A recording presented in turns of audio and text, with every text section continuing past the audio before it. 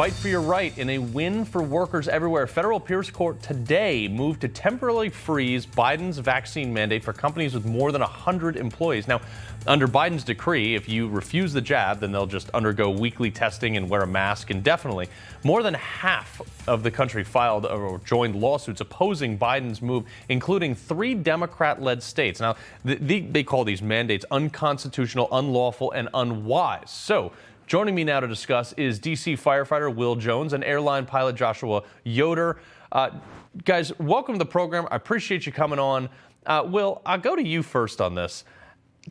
Do you believe that it is my body, my choice, or not anymore? I mean, that could be a controversial phrase, but I mean, definitely we're fighting 100% for our bodily autonomy. That's our group is Bodily Autonomy Affirmation Group, because we do ultimately have the right as to what we do with our bodies. And saying, oh, well, you have the right, but you're going to lose your job, your livelihood. You're not going to be able to provide for your family.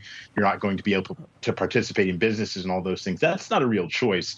And so, especially in D.C., though, it's even crazier than what you're just talking about, the federal mandate. The federal mandate allowed for testing.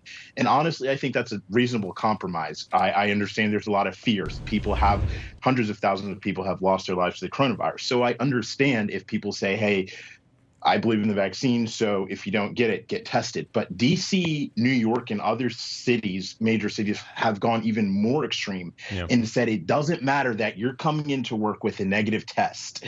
You still need to get fired. You're still a public health threat. And that's also ignoring that we've safely responded for the past 18 months throughout this pandemic without being a source of spread of the virus. And then all of a sudden we are such a threat that we have to be fired, and the cities will incur the consequences of the losses of hundreds of first responders. It's crazy.